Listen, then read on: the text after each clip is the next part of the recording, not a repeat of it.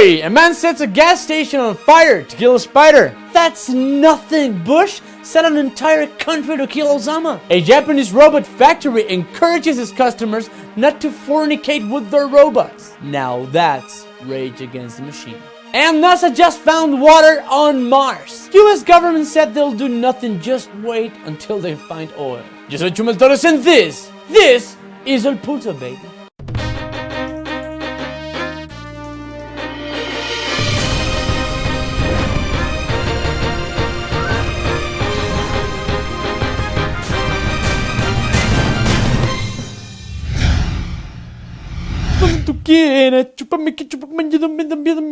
Brothers and sisters, the Pope. The living prove that there is a job to which you can go wearing your robe. This week, well, the Pope was the Holy Grail in the Monty Python of news. As you may know, Pope Francis visited the USA last week. If you didn't, please just stick your head out of your ass. St. Peter's successor went to the White House, the United Nations, and the Congress. You know, just what Christ would do. Visit the sick, the sinners, and the prostitutes. But despite your beliefs, there is something you cannot deny the Pope is. An A-list celebrity. And if the US of A knows something, is to treat celebrities like they deserve. And that is with people's freaky reactions. Just like Congressman Bob Brady, who stole a glass from which the Pope Francis took a sip of water while addressing Congress on Thursday. In response to the accusations of him being really creepy, he said, "How many people do you know that drank out of the same glass as the Pope?" None, because I surround myself with people who is sane. Another example of America's craziness is this audio that CNN catched, in which it can be heard a woman plotting to throw a shoe to the Pope in a very southern accent. Of course you were southern. It's introduction. See you guys together style. I take my shoe off and throw it to death. Who could possibly dislike this guy? Even atheists think he's cool. Why don't you like something that everyone thinks is nice? What are you, a Republican? Well, I hope Pope Francis has the same moves that Bush. But how about other religions? Well, the Pope is the leader of millions of Catholics around the world. He is very respected for his liberal views. The Pope took on climate change, talked bravely to victims of child sexual abuse, even addressing people who make guns and alluded them not being really Christians. Well, as I was saying, he's the leader of the Catholic Church. But how about the leaders of the American church? The Kardashians. Kim Kardashian, as the leader of faith to millions of Americans, spoke through the holiest script, Twitter, to say, the Pope is dope. This is the word of the Lord. Thank you, Kim. We really needed your opinion on this one. Just as much as we need your family's opinion on anything. But not everybody loves Francis. Some people don't like this guy. And by people, I mean Republicans. Yes, they are people too. Like Rick Santorum, who declared last June that when it comes to climate change, the Pope needs to leave the science with the scientists. Well, Rick, bad news. Since when Jorge Mario Bergoglio was a young man, he graduated from technical school as a chemical technician. Science, bitch! But my favorite Pope Francis visit moment was, of course, Donald Trump. Do you have to be in everything always? You're like a white Kardashian, bro. Well, the leader in the Republican polls, do you also have chills when you hear this, or is it just me? Anyway, just as the Pope was touching down New York City on Thursday, everybody was waiting for him. But then, Donald Trump showed his feather head over a railing to a rousing chorus of boos. New York City booing Trump. That, and only that, is a miracle, my friends. Thanks, Pope Francis, for giving America a chance to boo at Trump. But most of all, Holy Father, thank you for being the only Francis who is not scary. Regresamos.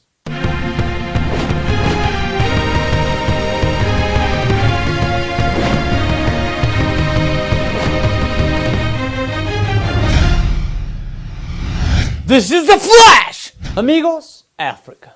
That continent full of beautiful landscapes, gorgeous wildlife, and hateful dentists that kill for sport. This time Africa was the Hakuna Matata in the musical of international news. Maybe you are not that used to African geography. We understand that. It is very hard to identify something beside Madagascar. But here at El Pulso, following the Animaniacs tradition, we'll give you your daily fix of international geography. Let's start with Burkina Faso. Burkina Faso is located in West Africa. It is surrounded by 6 countries: Mali in the north, Niger on the east, Benin on the southeast, Togo and Ghana on the south, and Ivory Coast on the southwest. Its capital is Ouagadougou. As of 2014, its population was estimated just over 17.3 million.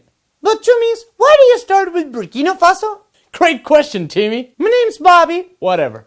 Last week, a coup d'etat in Burkina Faso threatened to pull the country further into political crisis, with leader ministers detained, violent clashes on the street of the capital, and wide-eyed general installed overnight as head of state. But Chumis, who did the coup d'etat? Oh, Timmy, you don't cease to amaze me. It's Billy. Whatever. It was promoted by the Regiment of Presidential Security, RSP. The RSP is a branch of Burkina Faso's military in charge of protecting the president, its institutions, and any person designated by the president of Burkina Faso. So, it's like the Secret Service in the US and the Estado Mayor Presidencial in Mexico. But Chumis, what did they want to achieve with the coup d'etat? Oh, Joey, you're never satisfied. It's Billy. Whatever. Burkina Faso has upcoming elections on October 11th to change president. The RSP argues that they decided to take action to prevent the disruption of Burkina Faso due to insecurity looming during pre-elections. However, critics have suggested this is merely justification for the group to take power and to re-establish the preceding regime by force. But how did it end it? Oh, Sparky, don't be impatient. It's Billy! Whatever! The Burkina Faso's youth started an important movement called Balai Citoyen, and tens of thousands of young citizens took the street of the capital and other villages demanding that the RSP should obey the constitutional term limits and allow the elections. The hashtag Ilwili, meaning little bird in Moray, was created to share the latest news updates to the crisis as well as promote various citizens' initiatives. And you know, they achieved it. Now the interim leader have been restored to power, they have promised the government will take into account the will of the Burkinabe people in the next steps ahead of the general election. We hope the next geographical lesson of Africa will be a good news, and to our Burkinian Fasian brothers, we wish them to have a peaceful election. And I'm pretty sure it's not called Burkinian Fasiano. Fuck you, Billy. No one cares about you. You're only here because your mother don't know where to leave you. Sorry. Amigos, President Obama achieved something that appears impossible in the whole wide world. He had just achieved a very, very rare thing. What? Winning another Nobel Prize? Does he want to build a massive wall in the southern border and make Mexico pay for it? Or did he murder Donald Trump in his sleep and made blankets for 10,000 refugees with his hair? Nope. He made the whole El Pulso team wake up before 1 p.m. That's right, because Monday morning, oh my god, really? Monday morning? He made a speech in the General Assembly of the United Nations. Yep, the favorite place to attack if you are a supervillain. So after a little cocktail of Red Bulls, aspirins, coffee, chilaquiles, and pregnancy tests, we watched what happened in the Hall of the Avengers if the Avengers had suits, alopecia, and boring jobs. First, Obama said that the US have few interests in Crimea, who got annexed last year by Russia. He said, "We can't stand by the sovereignty of a nation it's flagrantly violated.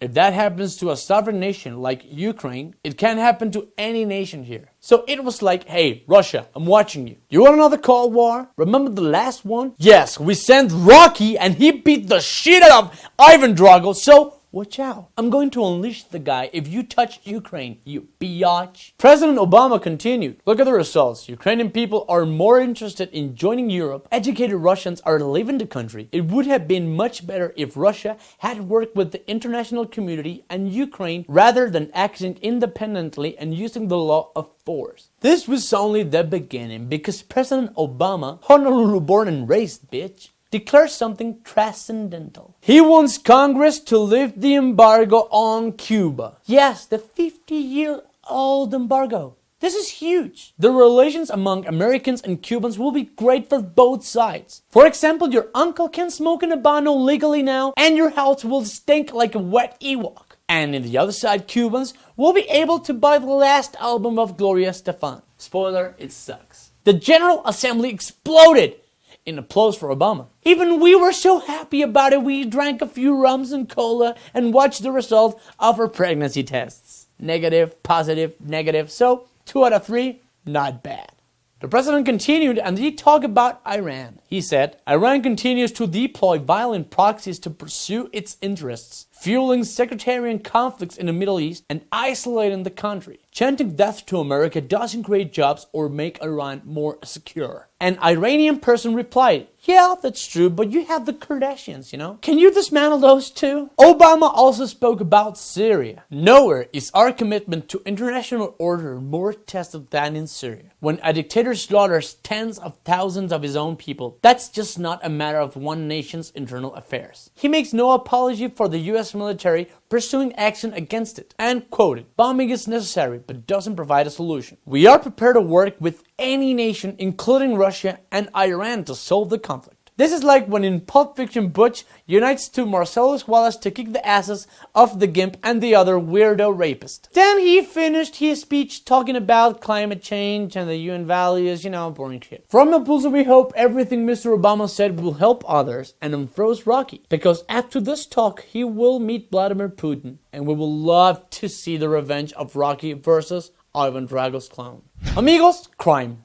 There are certain types of crime. The ones against nature, which unfortunately we believe are the less penalized. The crimes against society, like drunkenness, my all-time favorite. And the crimes against mankind, like Gloria Estefan's songs. Well, now it's time to talk about the white-collar crimes, like the ones that Joseph Blatter did. It turns out that Swiss authorities have opened a criminal proceeding against Sepp Blatter in this corruption crisis that engulfs FIFA. But now another player entered the field, like in a soccer game?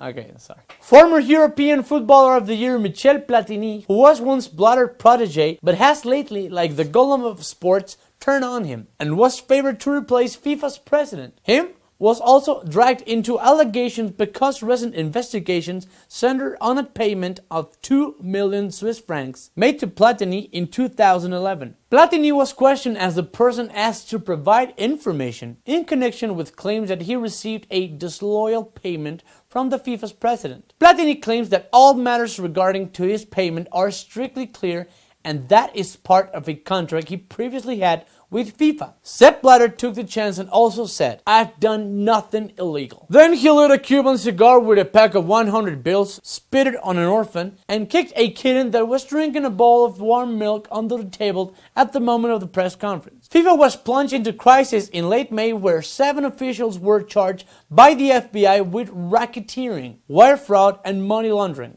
These charges are part of a U.S. prosecution that involved a total of 14 people from around the globe. Meanwhile, Swiss authorities are investigating potential corruption into bidding processes for both the 2018 and 2022 World Cups, which will be held in Russia and Qatar. Certainly there will be more on this matter in the future, but 2 big questions remain unanswered. Who will replace Blatter? And the most important one, what was a kitten doing under the table at the moment of the press conference? Regresamos.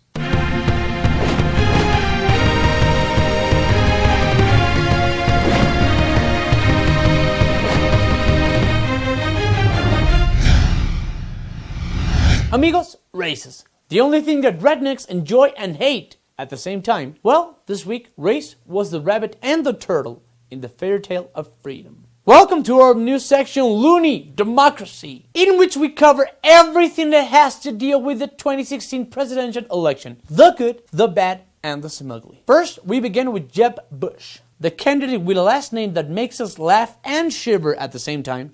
This week, did what in Mexico we call doing a fox. Nope, we're not doing a subtle hate statement about the television network as much as we want. Doing a fox is related to a Mexico's former president, who was famous for making statements like, the Mexicans do the jobs that even the black people don't want to do. Maybe in fact there was a subtle hate statement. Or the classic and famous, it doesn't matter, in a few weeks I will be no longer a president. Están haciendo trabajos que ni siquiera los negros quieren hacer allá en Estados Unidos. Well, the fox for this week goes to Jeb Bush, when asked about how he planned to include black people in his campaign and get them to vote for him, he responded, "Our message is one of hope and aspiration." Okay, a little too hippie, but I like it. But then he continued with a little bit of unnecessary honesty and said, "It isn't one of division, and get in the line, we'll take care of your free stuff. Our message is one that is uplifting, that says you can achieve earned success." Because, according to Jeb, black people always want free stuff when they go to vote. He doesn't make the rules, he only applies them. Mr. Bush, your thoughts about including minorities in your campaign? Well, if I win, they're gonna learn how to work, especially those lazy Mexicans. And black people is not gonna get free stuff just because they're black. Is that clear, Tyrone? My name is not Tyrone, I'm Neil. Ah, shit, I think I just crashed this conversation like an Asian lady driving. On the other hand, we have the story of the supposedly more solid and indestructible campaign in the United States. Hilarious Hillary. This bulletproof campaign made to tear down all the competition is looking worse every day. The reason? Emails. As we've been telling you, the email scandal of Hillary seems like Iggy Azalea's behind. We're never gonna get tired of it. If you have lived in a bunker since the 70s and don't know what the fuck we're talking about, Hillary Clinton, ex-Secretary of State and the wife of a great ex-president who is better known for his lollipop internship program, used her personal email to attend state security issues. The Republicans, who are angry most of the time, pushed Clinton to declassify those emails. But she forgot some of them, even when she said she would give access to all of them. Those emails were sent to the former director of the CIA and involved personal issues, and now they're going to be everybody's business. And last but not least, Scott Walker is riding his motorcycle of progress back home. After he stepped down the race, leaving Marco Rubio a huge smile. Every week we're having more and more news about what's happening in this side of the race for the presidency, better known as not the Trump side. So stick with us with Loony Democracy. Regresamos. Well, that's it for us, folks. My name is Chumel Torres, and this is El Pulso. Your subscription and thumbs up are greatly appreciated. I am gone, but before I go, I'd like to tell you, like every week, los amo, estupids.